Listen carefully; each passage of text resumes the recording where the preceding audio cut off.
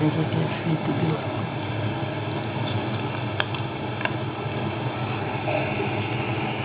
Sustento na barriga. Balança.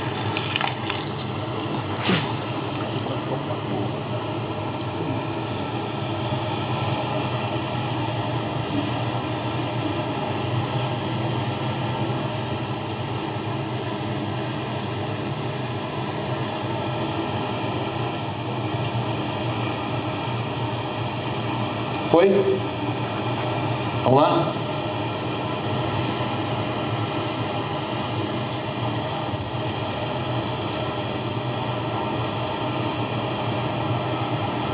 Vamos lá. Risco relativo, razão das incidências. Incidência de desespero no experimento sobre a incidência de desespero no controle. Então, nesse caso aqui, ó, 60 sobre 100 dividido por 40 sobre 100. Quanto deu RR? Deu 1,5. Houve aumento ou redução no risco? Aumento. Enquanto aumentou? De cabeça a gente faz. Mas se quisesse usar o aumento do risco relativo, se não houvesse nenhuma diferença, seria 1. Agora, o quanto que o RR foi maior do que 1? Então, RR menos 1 nessa história. 1,5 menos 1 dá 0,5, ou seja, um aumento de 50% de desespero nas pessoas que estiveram desesperadas comparadas com o placebo. Então a droga aqui foi ruim, porque ela aumentou o desespero, não foi boa. Então no final eu não vou calcular NNT. Quantos pacientes eu tenho que tratar para prevenir um evento? Eu não estou prevenindo nada, estou gerando um problema a mais, um dano a mais, uma lesão a mais. Então por isso a gente vai calcular nessa situação NNL de lesão ou NND de dano, não faz diferença, que é o que vocês têm aí. Só que para isso eu preciso calcular a forma absoluta, que é a diferença de incidência, maior menos menor. Nesse caso, maior foi experimento. Então, experimento menos o controle. 60 menos 40% dá 20%. Então, 20 casos a mais de desespero em cada 100 pessoas. Beleza. Para que eu tenho isso? Para calcular o NND, nesse caso, que é o inverso também da forma absoluta. 1 sobre 0,2, ou seja, se tratar 5 pacientes com essa droga para causar, para gerar um desespero a mais. É isso. Beleza. Caso 3. Aqui o que acontece é que fica repetitivo e a matemática agora começa até a ficar fácil para a gente calcular essas situações. Porque poderia começar a pegar na hora da prova você montar a tabela. Então vamos caprichar e montar a tabela nessa situação. Quer ver? Você foi selecionado para avaliar a efetividade de um novo medicamento, Despertase, a fim de reduzir o sono nas aulas de medicina preventiva. Para isso, dos 10 mil alunos do MED Curso, você selecionou 2.400. 100 alunos ficaram envergonhados e não quiseram participar. E você excluiu 1.300 alunos, pois independente da aula, eles sempre dormem. Beleza, eles foram randomizados e mascarados. No final do estudo, você avaliou os alunos com sono e os alunos acordados. 50 alunos do grupo experimental tiveram sono, enquanto que no grupo controle foram 200 alunos. De acordo com os dados acima, preencha a tabela abaixo e calcule as medidas de associação. Vamos embora.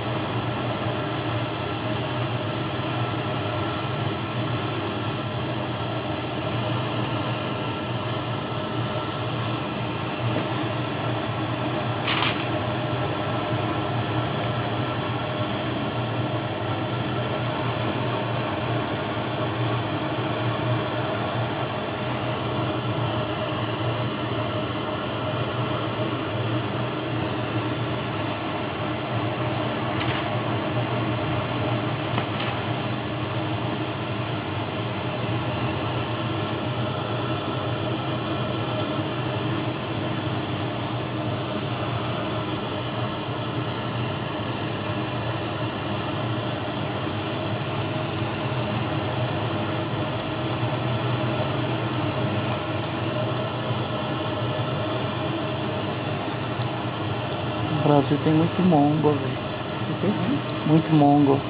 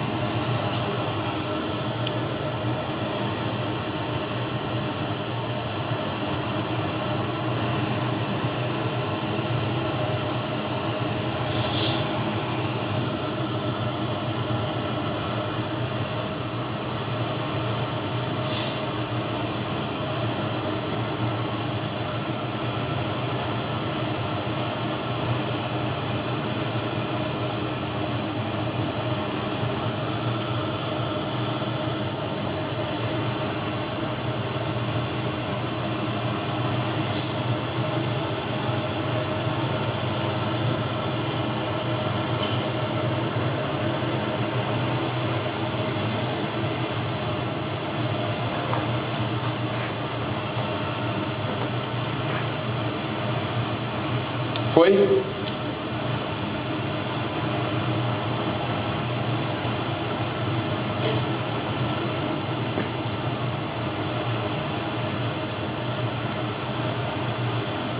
Vamos lá. Aqui, gente, nessa situação que a gente viu aqui, quantas pessoas sobraram? Quantas? 1.000.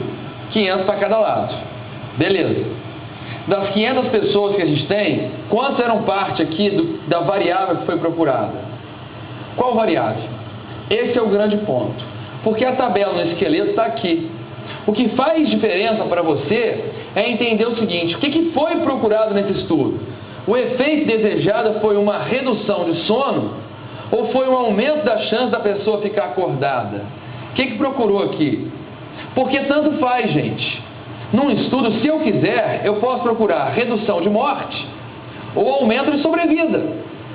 Você escolhe a maneira que você queira procurar. Pode ser aumento de sobrevida ou redução de morte. Eu tenho os dois, um lado é morte, outro lado é sobrevida. Eu quero avaliar o quê? O que reduziu morte ou o que aumentou a sobrevida? O que eu quero procurar na minha droga? Pode fazer um ou outro, tanto faz, não há uma regra para isso.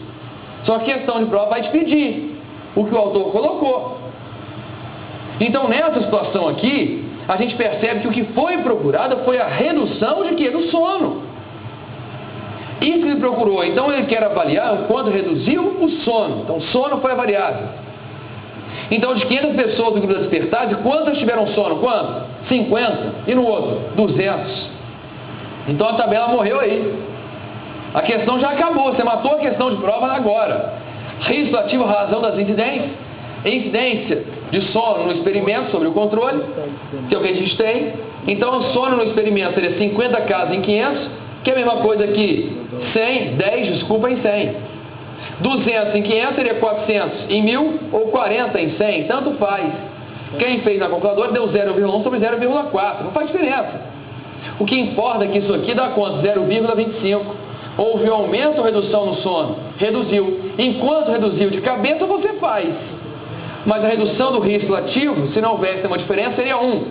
O quanto foi menor do que 1? 1 menos o RR, 1 menos 0,25.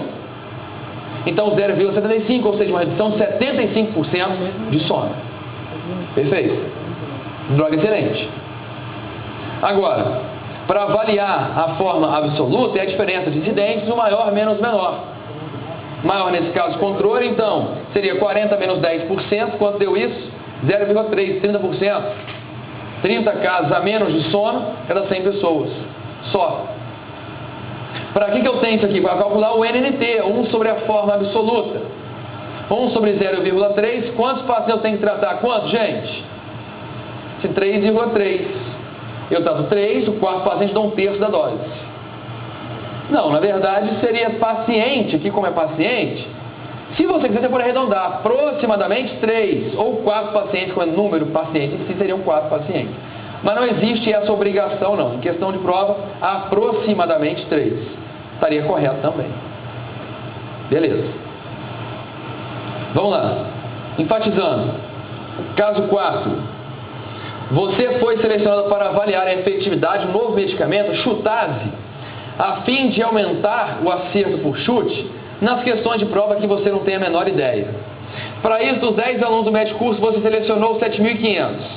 300 alunos acharam absurdo chutar uma questão e não quiseram participar. E você excluiu 4.800 alunos, pois eles sempre colam. Beleza. Eles foram randomizados e mascarados, e no final você avaliou os alunos que erraram e os que acertaram ao chutar. 300 alunos do grupo experimental erraram ao chutar, enquanto que no grupo controle foram 900 alunos. De acordo com os dados acima, preencha a tabela abaixo e calcule as medidas de associação. Com vocês.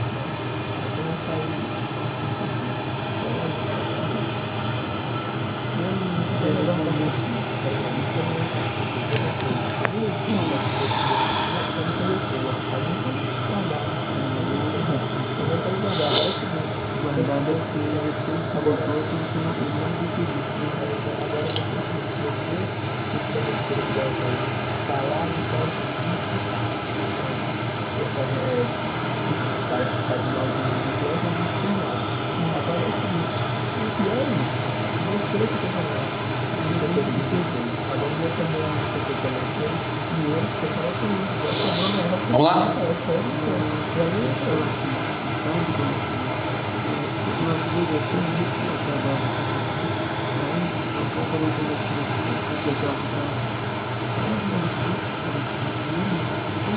Gente, vamos lá. O que foi procurado aqui? Aqui eu avaliei o que? A fim de reduzir o erro ou ao fim de aumentar o acerto? Eu posso procurar o que eu quiser.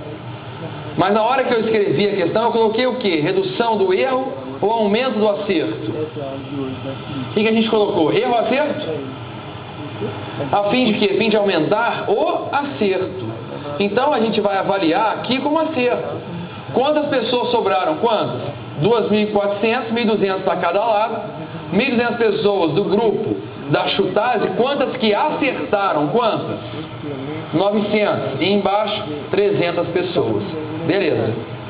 Então aqui se eu colocar risco ativo razão das incidências, incidência de acerto no experimento sobre o controle, então nesse caso a gente tem aqui, olha, 900 por 1.200, dividido por 300 e 1.200, corta 1.200 com 1.200, 2 zeros com 2 zeros, 9 por 3 dá 3.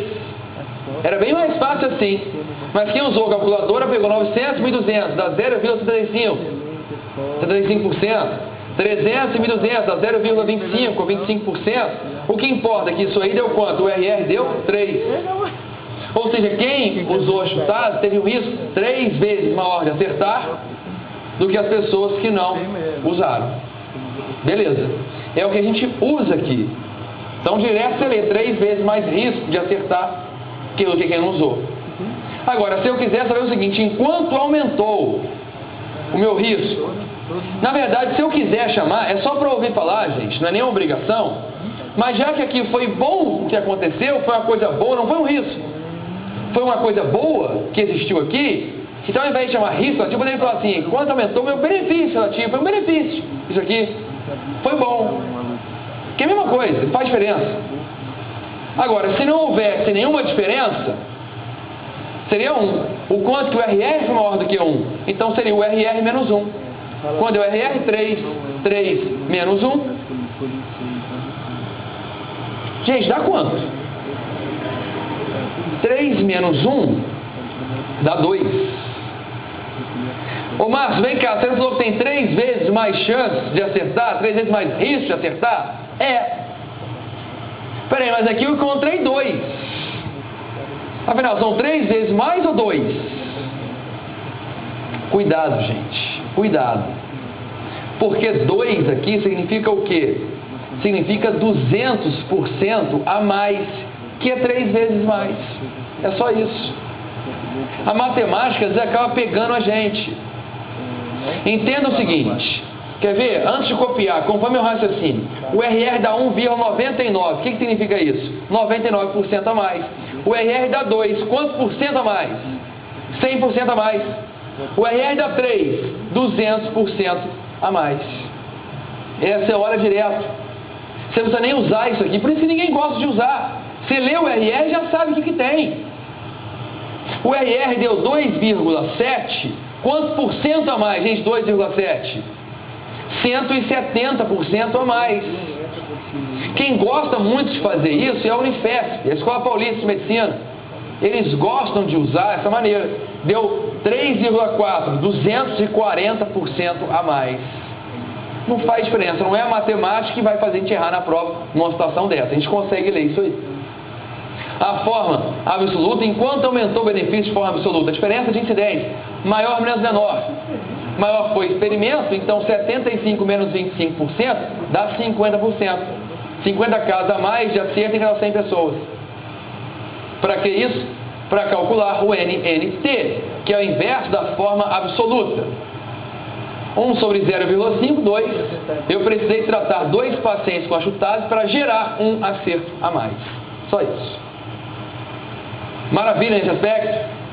Tranquilo, dominado? RR, RAR e NNT, que há pouco era muito teórico, muito distante, e agora a gente começa a ter um pouco mais de intimidade. Guardem esse papel por enquanto. Vamos fechar da seguinte forma. Quer ver? Acompanhe o raciocínio. Lembra do corte? Que eu pego pessoas que têm um fator de risco, comparo com quem não tem, e acompanho daqui para frente e avalio que tem mais risco de adoecimento.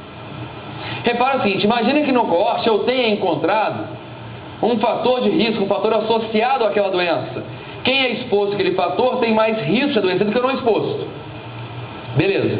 Olha a minha pergunta. Toda vez que eu encontro um fator associado a uma condição, obrigatoriamente ele é a causa daquela situação? Pensa. Se eu encontro uma situação, um fator associado a uma doença, ele é a causa dela? Gente, não necessariamente. Quer ver um exemplo disso tudo que fizeram? Tiraram uma foto e perceberam que as pessoas tinham a mão mais amarelada, tinha mais risco de ter câncer de pulmão. Sabe o que eles fizeram? Pegaram pessoas com mão amarelada, pessoas sem mão amarelada, caminharam daqui para frente para avaliar quem teria mais risco de ter câncer de pulmão. Sabe o que eles encontraram? Que quem tinha a mão mais amarelada tinha mais risco de ter câncer de pulmão. A mão amarela que foi a causa do câncer? Não, gente, a pessoa, nesse caso, ela fumava mais e manchou a mão da pessoa, como mancha o dente, como mancha o bigode, o que for. Então, existem situações que estão associadas, que podem ou não representar a causa. Então, tem associação causal e tem associação não causal. Próximos 2 slides, não precisa copiar. Se não quiser, não copiem os próximos 2 slides. Mas o terceiro slide, esse é de prova. Por enquanto, é só para exemplificar.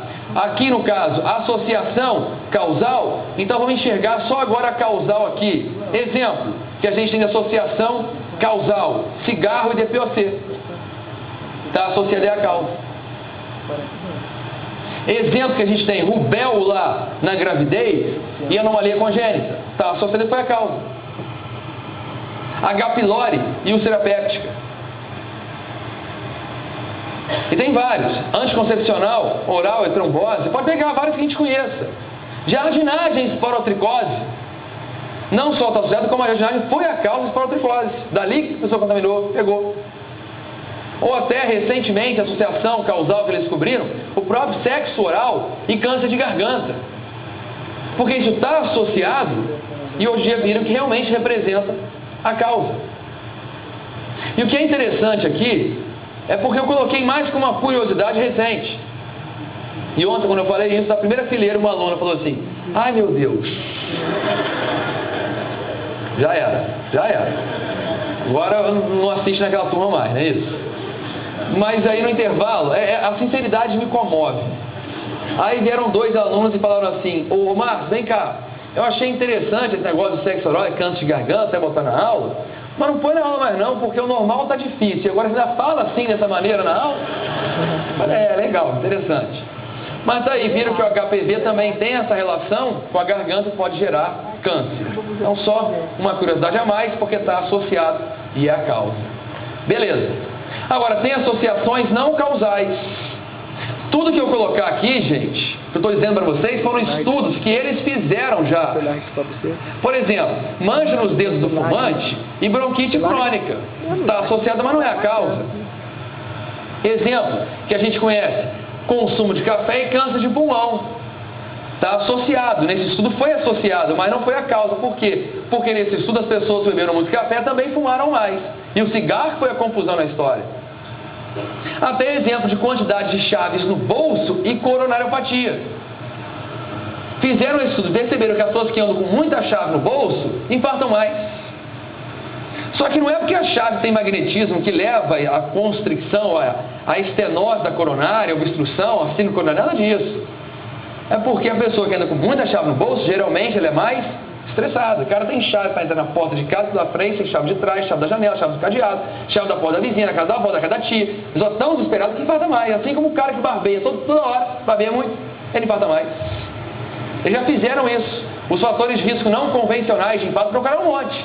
Está associado, mas isso não é causa. Assim como cabelos grisalhos e mortalidade. Gente, acompanharam pessoas com cabelo branco, pessoas sem cabelo branco, perceberam que quem tinha cabelo branco morria mais. Só que explica para vocês, geralmente é mais velho, não é isso? Só que a pessoa desocupada, ela faz um estudo assim. Assim como a masturbação e acne. Porque aqui está associado, tá? Você chega às vezes com um garotão, até de maldade, tem 13 anos de idade com espinha na cara e você, danado. Deixa eu ver a mão, tá com a mão grossa, tá com a mão peluda, tá com o peitinho. Aí você começa a perturbar o moleque, tem 13 anos, tem espinha na cara. Uma coisa não é a causa da outra. Ele tem aqui o pico hormonal que levou a acne. E que obviamente ele fica no banheiro o dia inteiro, ele fica. Mas um não é a causa do outro. Então tem associação, mas não representa a causa. O que a gente tem que saber para a prova? Que seria o terceiro slide que eu falei com vocês. Porque uma pessoa, um autor, um pesquisador, quase que parente do Nelson Moraes, porque é mais um desocupado da vida, resolveu inventar critérios de causalidade. O que é isso, hein? Os critérios de causalidade. Ele quis dizer que um fator, ele pode ser a causa da doença, e quando geralmente preenche critérios para isso. Ninguém tem que decorar, só uma questão de entendimento. Quem fez isso foi o Bradford Hill, que foi o mesmo autor, a pessoa, que disse que fumar causava câncer de pulmão. Aí ele criou, obviamente para isso, naquela época ele criou esse critério de causalidade, dizendo que o obrigatório, que o tem que ter, que se não tiver esse, você nunca pode pensar que o fator seja a causa, seria a temporalidade, ou sequência cronológica. O que é temporalidade? O que significa isso? O tempo, gente. Ou seja, o fator de risco, ele tem que estar presente antes da doença. Não pode a pessoa hoje ter câncer de pulmão e daqui a 2 semanas ela começa a fumar e dizer que o cigarro causou o câncer. Não pode, ela nunca fumou. Então, o cigarro tem que estar presente antes do câncer, para você pensar que seja a causa. Então, é o tempo, a sequência cronológica. A força de associação é o quê? É o risco relativo. Ou seja, o exposto tem mais risco de adoecer do que o não exposto. Quem fuma tem mais câncer do que quem não fuma. Agora, existe também a relação dose-resposta ou gradiente biológico. O que é esse gradiente biológico em relação dose-resposta? Quanto mais a pessoa se expõe, mais risco ela tem. Ou seja, quem fuma muito, quem fuma demais, tem mais câncer do que quem fuma pouco. Só isso. Quanto mais se expõe, mais risco tem. Ou seja, lá em cima, o cigarro tem que estar presente antes. Força de associação, que é o risco ativo. Quem fuma tem mais câncer que quem não fuma. Relação dose-resposta. Quem fuma muito, tem mais câncer que quem fuma pouco. Consistência é o quê? Isso que você encontrou é consistente com outras informações? Ou seja, outros trabalhos demonstraram a mesma coisa que você? Ou é só você no mundo inteiro que diz isso, ninguém mais diz? Não, quando muita gente diz a mesma coisa, tem mais consistência, tem mais fundamento, pode ser a causa. O que seria plausibilidade? Você tem alguma explicação plausível para explicar o porquê que esse fator causa aquela doença? Seria isso. Como assim uma explicação plausível para isso? Você conhece o porquê da lesão.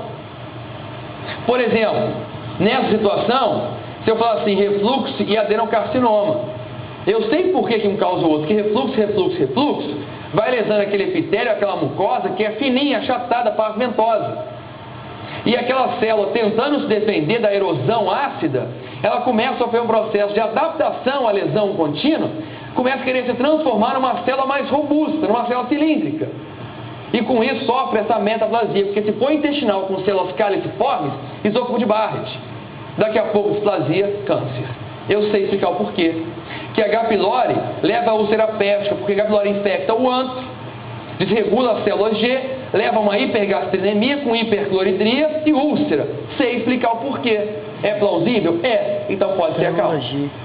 Analogia seria o quê? Quais são as células? Analogia, gente, já seria uma situação assim, olha, você tem alguma situação análoga, parecida com o que você está querendo explicar? Tem. Se eu digo que hoje um vírus causa câncer de pulmão, é algum absurdo em medicina dizer que vírus causa câncer? Quando começaram a dizer que o vírus do sarampo tem relação com câncer de pulmão? Não, não é absurdo afirmar em medicina que vírus causa câncer, porque já provaram que vírus causa câncer uterino. Então, se afirmar que um vírus causa câncer, não é nenhum absurdo, porque de uma forma análoga, isso já foi explicado, uma situação parecida foi explicada. E a especificidade seria o quê? Tão específico que esse fator está para essa doença, ele só causa ela. Como se fosse isso. Então, rapidamente, passando a regra. Sequência cronológica, o tempo, patogênico está presente antes. Força de associação, quem fuma tem mais câncer, quem não fuma. Relação dose e resposta, quem fuma muito, quem fuma mais, tem mais câncer, quem fuma pouco. Consistência, ou os trabalhos disseram a mesma coisa que você é consistente com as informações, tem mais peso. A plausibilidade, o porquê da lesão, por que um causa o outro. Analogia, situações parecidas foram explicadas. E especificidade, tão específico que é, ele só causa essa doença. Passa o olho.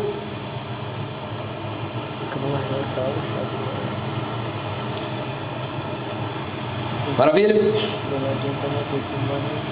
Vamos lá. Os denominados critérios de causalidade de Hill são utilizados no estabelecimento de uma possível associação causal entre exposição e doença. Qual destes critérios deve obrigatoriamente estar presente para que se possa cogitar a existência de uma relação causal? Qual que é obrigatório aí, gente? Qual é? A temporalidade. Isso é o mais importante, que é a sequência cronológica. Beleza. A avaliação da relação causa e efeito é muito complexa. É verdade, meu amigo baiano. É muito complexo isso aí. Nesse sentido, os critérios de julgamento de causalidade podem ser úteis para esclarecer a associação entre um fator de risco e uma doença.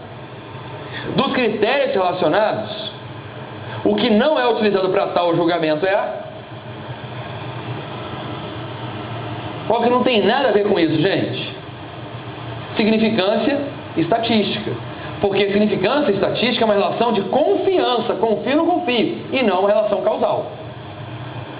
Um ensaio clínico que pretende responder à pergunta: o tratamento funciona em condições ideais?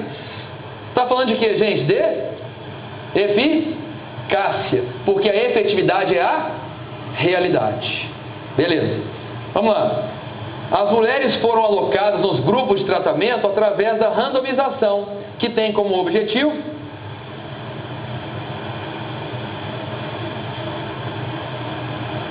o objetivo é o quê? Formar o quê? Os grupos o mais homogêneo possível em relação a qualquer fator que possa bem influenciar o prognóstico lá na frente. Beleza. A randomização sempre cai em prova. Mas é interessante porque isso caiu em 2007 na UFRJ. E se eu for para 2008 na UFRJ, eu vejo assim, ó, os objetivos da randomização são garantir a distribuição homogênea de características prognósticas entre os grupos comparados. Exatamente igual. 2009, de novo. É inacreditável isso. Todo ano cai. Não só na UFRJ, qualquer lugar de randomização, eles gostam de perguntar em prova. E a gente já entende isso. O termo de estudo duplo cego refere-se a, letra A, estudos nos quais o médico compara a acuidade visual de dois pacientes. Ou seja, você acha tão interessante isso, que você está tão viajando na prova e cansado, você fala assim, marca, vou marcar. Você marca, sai da prova e pergunta, vem cá, viu a questão de oftalmo que caiu? Gente, não tem sentido isso. Tem que ler, tá lá. Nem paciente responsável pela assistência sabe quem pertence a qual grupo. Maravilha? 15 minutinhos de intervalo.